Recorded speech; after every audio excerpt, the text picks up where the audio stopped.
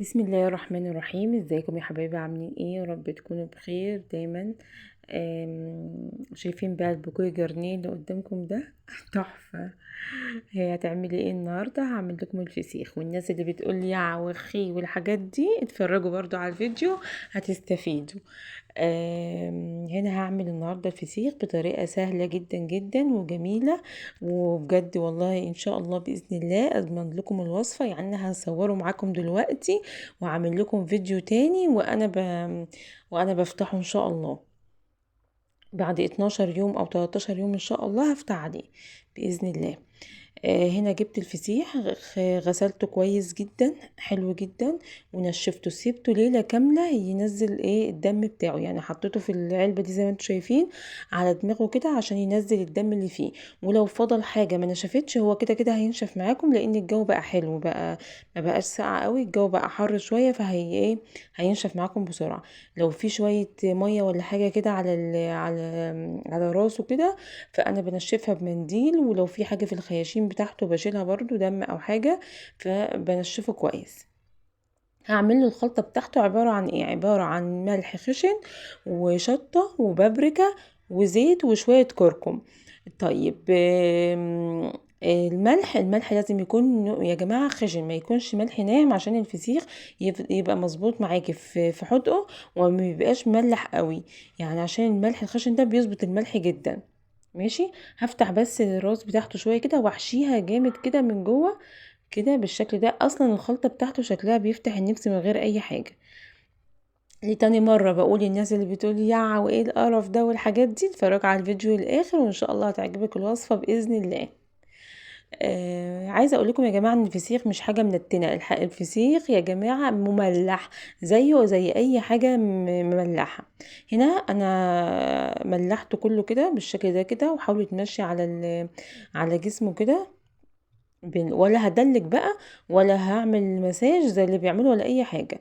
هو اهم حاجه الفسيخ يبقى طازه، ما يكونش مجمد، تضمنيه تجيبيه من عند واحد يكون جايبولك طازه مخصوص، وما يكونش مجمد. عشان لو بقى مجمد مش هيبقى حلو، ولو كان في بوري بحر برضو مش هيبقى حلو. لازم يكون بوري مزارع، اللي هو بيبقى احمر شوية ده. بالشكل كده انا جبت بقى استرتش، ورق استرتش كده هلفه بيه بالشكل ده كده، بحيث ان انا وخرجي منه اي هوا. ما عندكيش الورق ده حطيه في اكياس، بس الكيس تشيلي منه اي هوا موجود، وتجيبي علبة كده سلوتيب حلوة كده تمشي ايه تربطيها بيه. انا هعمل كده، بس انا بقى مش هخلي فيه اي حاجة باينة خالص. يعني هلفه مرة واتنين وتلاتة لغاية ما ايه يبقى كده محكم الغلق بمعنى اصح، بحيث ان أنا ما ادخلهوش اي هوا وما ينفسش على اي هوا، او عشان ما يدخلوش بكتيريا ويبوظ معاكي. اهم حاجة الهوا. شوف انا بقفله من الجناب ومن تحت ومن فوق ومن كل حلو، من كل قصدي من كل حتة. ف هو من كتر حلاوته عايزه اقول لكم ان هو حلو من دلوقتي. فكده بالشكل ده انا عملت اول لفه كده، وهعمل تاني لفه. هنا نسيت اوريكم انه بيتحط معاه شويه زيت، انا حاطه على الملح زيت بس بزود هنا زيت اكتر، بيخليه مزبت معايا وطعمه حلو. ان شاء الله باذن الله هيطلع جميل وهيعجبكم الوصفه باذن الله. يعني في حاجات كده مهمة زي ما بقول لكم للفسيخ لازم تتعرفوا على ان هو اول حاجة تظبطوا له الملح بتاعه، تاني حاجة لازم تقفليه كويس ما يدخلش اي هوا، تالت حاجة لازم اساسي يكون الفسيخ طازة ومش مجمد ومش بوري بحر، مش بوري بحر.